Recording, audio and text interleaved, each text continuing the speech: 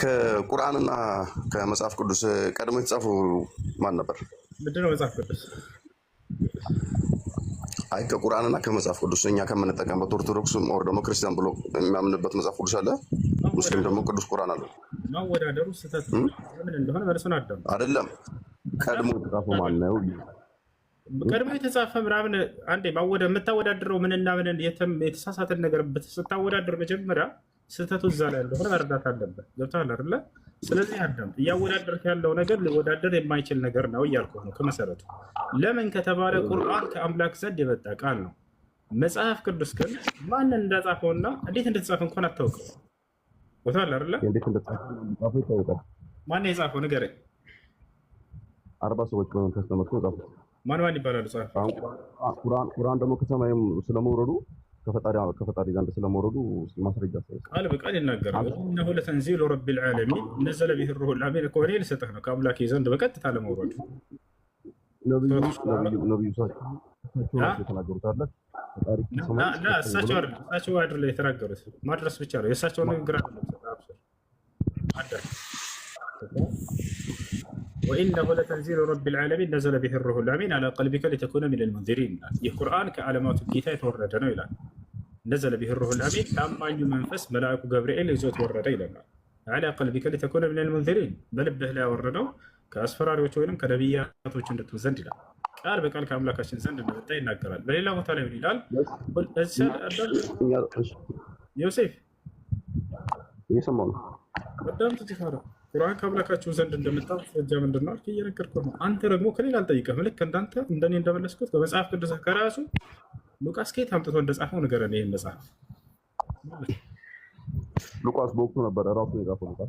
ሉቃስ የክርስቶስ ተማሪ ነበር፣ ደቀ መዝሙር ነበር። ኢየሱስ ክርስቶስ ከመረጣቸው ከ12ቱ ደቀ መዛሙርቶች ነበረ ሉቃስ ነበረ። አንድ ሉቃስ እንደነበር ማስረጃ ያሳየና ትልቁ ላይ ክፈት። ሉቃስ ከ12ቱ ደቀ መዛሙርቶች እንደሆነ ማስረጃ ያሳየን። ወንጌላዊ ነው። ሉቃስ ከ12ቱ ደቀ መዛሙርት እንደነበር ማስረጃ ያሳየን። ወንጌላዊ ነው እያልኩ ነው እኮ። ደቀ መዝሙር ሳይሆን ወንጌላዊ ወንጌላዊ ነው። ከ12ቱ ደቀ መዛሙርት አልተመረጠም። 4 ወንጌላውያን አሉ። እባክህን እኮ ከአራት ወንጌላውያን እናውቃቸዋለን። እሺ ከእነዚህ መካከል አንዱን እየጠየቅኩህ ነው እኔ። ማርቆስ፣ ሉቃስ፣ ማርቆስ፣ ዮሐንስ እነዚህ ናቸው አይደለ ወንጌልን የጻፉልህ? ያው እነዚህን ኢየሱስ ክርስቶስ መርጧቸዋል። በደንብ ነው የመረጣቸው።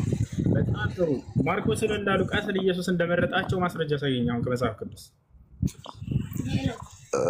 ይቅርታ፣ አሁን በእጄ ላይ መጽሐፍ ቅዱስ የለም። እንዲሁ በሀሳብ ደረጃ ነው ላውራ የነበረውና በቃ እኔ ያለሁኝ እኔ አወጣልሃለሁ፣ ችግር የለውም።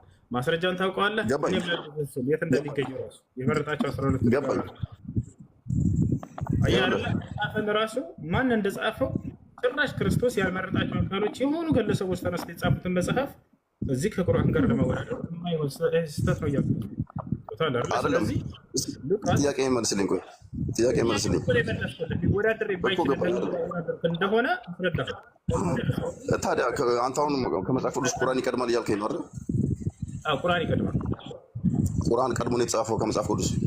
ቁርአን ይቀድማል። ከማን ዘንድ መጣ የሚለውን ነው። ቁርአን ከማን ዘንድ ነው የመጣው? ከአምላክ ዘንድ። ጊዜና አንድ ቅዱስ ቁርአን ለምንድን ነው የምትሉት ታዲያ? ቅዱስ ቁርአን ለምንድን ነው? ቅዱስ ከሆነ ከአምላካችን ዘንድ ስለመጣና ከስህተት የጸዳ ስለሆነ አይደለም። ቅዱስ ማለት ምን ማለት ነው? ንጹህ ማለት ነው። ቅዱስ ማለት ጉድለት የሌለበት ንጹህ ማለት ነው። የጠራ ማለት ቅዱስ ማለት ምን ማለት ነው? ቅዱስ ማለት አታዳምጠው እንዴ? ቅዱስ ማለት ንጹህ የሆነ ንጹህ የጸዳ ማለት ነው። የጠራ አምላካችን አላህ ከስሞቹ መካከል ቅዱስ ማለት ቅዳሴ ከሚባለው ቃል ማለት ነው። ቅዱስ ማለት ይኸውልህ ላስረዳ። ቅዳሴ በእናንተ በእስልምና ቅዳሴ የሚባል ነገር የለም። መጽሐፍ ቅዱስ የሚባለው ከዛ የተወሰደ ቃል ነው። አይደለም ገባህ? አይደለም። ስለ ቅዳሴ ታውቃለህ? ስለ መቀደስ ታውቃለህ? ስለ መቀደስ ታውቃለህ? ቀደሰ፣ መቅደስ፣ ቅዳሴ ማለት ምን ማለት ነው? አሁን ከዛ ተወስዶ ነው መጽሐፍ ቅዱስ የሚባለው ከቅዳሴ የተያያዘ ነው። እኛ መጽሐፍ ቅዱስ የምንለው ከእርሱ በቀር ሌላ አምላክ የሌለ ንጉሱ ከጉድለት ሁሉ የጠራው ይላል። አየህ አረበኛው ላይ አልቁዱስ ይለዋል። ቅድም ምን አልኩህ? ከጉድለትና ከማንኛውም ጎደሎ ነገሮች የጠራ የጸዳ ማለት ነው ቅዱስ ማለት እያልኩ ነበረ። ያና አምላካችን አላህ ሱብሓነሁ ወተዓላ በአረበኛው ላይ ሁወ አላሁ አለዚ ላ ኢላሃ ኢላሁ አልመሊኩል ቁዱስ ይላል። አልመሊክ ማለት ንጉሱ ማለት ነው። አልቁዱስ ማለት ደግሞ ከጉድለት ሁሉ የጠራ ማለት ነው። ይህ የአምላካችን የአላህ ሱብሓነሁ ወተዓላ አንደኛ ስሙ ነው አልቁዱስ የሚለው። ነቢያችን ሰለላሁ ዐለይሂ ወሰለም ልክ እንዲሁ በሐዲስ ላይ ሱብሓን አልመሊክ አልቁዱስ እያሉ ይጠሩታል። ቅዱስ ማለት የጠራ ማለት ነው። ከጉድለት ሁሉ ነፃ የሆነ የጸዳ የጠራ ማለት ነው። ክርስቲያን አንተ አይደለ ዮሴፍ? በእናንተ ሲተረጎም መልካም ነው። እሺ ጥያቄን ታዳምጣለህ በቀጣይነት ወይስ ክርስትና የሚባል ሃይማኖት ስለሌለ ጥያቄን አትፈልገውም? ያር እንደፈለክ ጠይቅ፣ ችግር የለም። ክርስትና የሚባል ሃይማኖት ግን አለ ብለህ ሁለተኛ እንዳትናገር። የለም ክርስትና የሚል ቃል የለም መጽሐፍ ቅዱስ ላይ። አሁን ወደ ጥያቄ ይገርምሃል። ክርስትና ራሱን ክርስትና የሚባል ሃይማኖት አለ ብሎ መጽሐፍ ቅዱስ ላይ ስለተናገረ ሳይሆን ኤግዚስተንሱን የሚያረጋግጠው ልክ እንደ እስልምና መጽሐፍ ማለት ቁርአን ላይ እስልምና የሰበከው እከሌ ነው ብሎ ጽፎ ራሱን ኮንፊርም አያደርግም። ክርስትና አለሁኝ ብሎ ተጽፎ ሳይሆን ራሱን ኮንፊርም የሚያደርገው አሳይቶ ማለትም መናገር አልቻልክም አይደል? ወደ ቀጣዩ ጥያቄ ሂድ። ወደ ቀጣዩ ጥያቄ ልግባ። በጣም ጥሩ። እኔ ባገኘሁት መረጃ መሰረት እና ዓለምም ላይ ባለው ግልጽ የሆነ መረጃ መሰረት የእስልምና አስተምህሮ ተጠናክሮ ወይም ደግሞ ተቋቁሞ የተመለከትኩት የክርስትና ከክርስትና ምንድነው እሱ ወይም ደግሞ ክርስቲያን የሚባለው የክርስቶስ ተከታዮች የሚባሉት ተቋም ከተመሰረተበት ወደ 600 አካባቢ ዓመት በኋላ ነው። ይህንን እኔ ማግኘት እችላለሁ በመረጃ ደረጃ ማለት እንደ ፋክት አንድ ነገር ብዙ ሰዎች የሚተማመኑበት በማስረጃ ላይ የተረጋገጠ ጉዳይ ሲኖር እንደ ፋክት ይከተሉታል። ይሄንን ፋክት አግኝቻለሁ ከዙሪያዬ እና ከአካባቢዬ ላይ። እስልምና ስትል ጊዜ እስልምና የማስረጃ ምንጭ ምንድነው? ምን አልከኝ? ጥያቄህን ድገምልኝ። ማስረጃ ከምን ማስረጃ ነው ያገኘው? ልጅ ታሪክ፣ ሂስትሪ።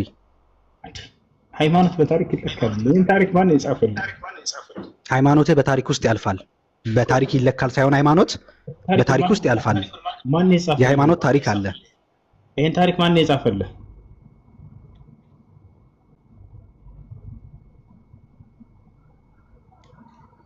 መልስ።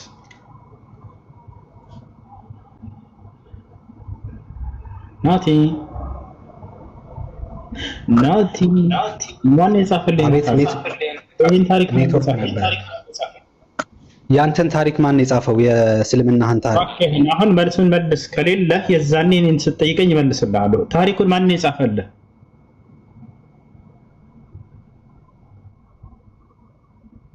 ናቲ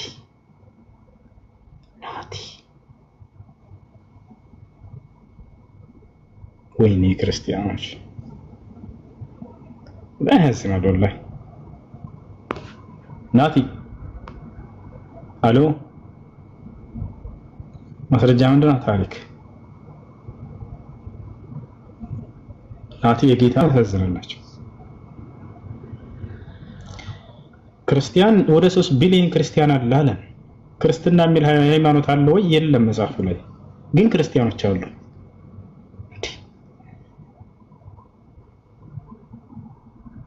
ያሳዝናል። ጥናት ሱብሃንአላህ አምላክ ጭራሽ ጥናት አድርጌ አለ። ምን ላይ? ቁርአን ላይ እንዳነበብኩት አለ መጀመሪያ ላይ። እሺ ቁርአን ላይ ምን የሚል አለ አገኘ? እስልምናን ከነብዩ መሐመድ ሰለላሁ ዐለይሂ ወሰለም በፊት የሰበኩ ነብያቶች እንዳሉ በቁርአን ላይ አግኝተሃል ወይ? እኔ ስለሱ አላውቅም አለ። ግን አጥንቻለሁ አለ መጀመሪያ። እነዚህ ናቸው አሁን ላይቭ ላይ ከፍተው ስለ እስልምና እንደፈለጉ የሚበጠረቁት እነዚህ ናቸው። ከሙስሊሞች ፊት ስትመጡ ግን ልክ እንደዚህ አፋቸው ይያዛል። ከአንድ ጥያቄ አታልፉ። ክርስትና የሚባልን ሃይማኖት የሰበከ አንድ ነብይ የለም መጽሐፋችሁ ላይ። እኛ ከሌላ መጽሐፍ አንጠይቃችሁም። ስለ እስልምና ግን ከመጽሐፋችን ጠይቁን፣ ሙሉ መልስ እንሰጣቸዋለን። ነብያቶች ሁሉ እንደሰበኩት አሁን እንደሰበኩት ከራሳቸው መጽሐፍ ግን ነብያቶች እንደሰበኩት ክርስትና ማምጣት አትችሉም። ክርስትና የሚለው ቃል ሲጀምር መጽሐፍ ቅዱስ ላይ የለም። አንድ ቦታ ላይ ክርስትና የሚል ቃል የለም መጽሐፍ ቅዱስ ላይ። ግን ክርስቲያኖች አሉ።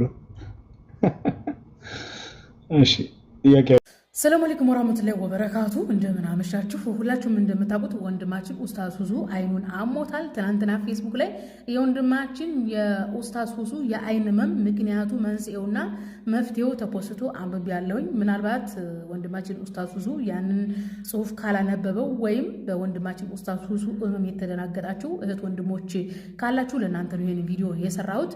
ህመሙ ከባድ ህመም አይደለም፣ ወጣት ወንዶች ላይ የሚከሰት ነገር ነው። እንግዲህ የሚከሰትበት ምክንያቱ በአይነ ሽፋሽፍና በአይነ ቅንድብ ብግነት ምክንያት የሚከሰት ሲሆን ይሄ ያበጠው ዘይት ነው። አሩ የሚገርመዋችሁ ነገር ዘይት ነው። ስለዚህ ትሪትመንት የሚደረገው ምንድን ነው?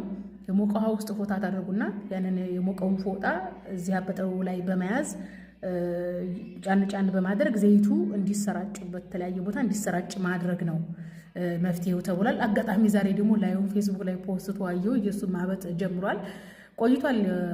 ወንድማችን ኡስታዝ ሁሱ ማበጥ ከጀመረ እንዳየሁት አለርጂክ ምናምን መስሎ የነበረ እኔም አለርጂክ እንደዚህ ይሄኛው ግራይ ነው አይደል? ይሄ ነው ግራይ። ይሄ ግራይን ያብጥ ነበር ብዙ ጊዜና አቀኛ ያብጥም አለርጂክ ታውቃላችሁ። አጃጅ ሙቀት ሲመጣ ይሄ ሳኡዲ ላይ ይሄ አውሎ ንፋስ በዛ ምክንያት ቤቱም ግቢው ማቧራ ሲሆን ያንን ሳጸዳ ምናምን በቃ አለርጂክ እንዳለ ነው የሚነሳውና አይኔ ያብጥ ነበር። እንደውም ሐኪም ቤት ሂጄ እዚህ ጋር ያበጠውን በመርፌ እንደዚህ ወግተው እንትና ጎደሉት ክሬም ምናምን ሰጡኝ እና እንደዛ ነበር የመሰለኝ። በጣም ቆይቶበታል። ስለዚህ በሙቋ ውስጥ እየነከሩ በፎጣ መያዙ ካላዳ ነው ሐኪም ያማክር ይላል ጽሁፉ። ለተጨነቃችሁና ለወንድማችን ኡስታዝ ሁሱ ነው ቪዲዮ የሰራሁት። ይሄ የሚያስተነግጥ አይደለም፣ ጀስት ወጣት ወንዶች ላይ የሚከሰት ነገር ነው። ዘይት ነው እዚህ ጋር ያለው ብለዋልና ዘይቱ እንዲሰራጭ በሞቀ ነገር ያዙት።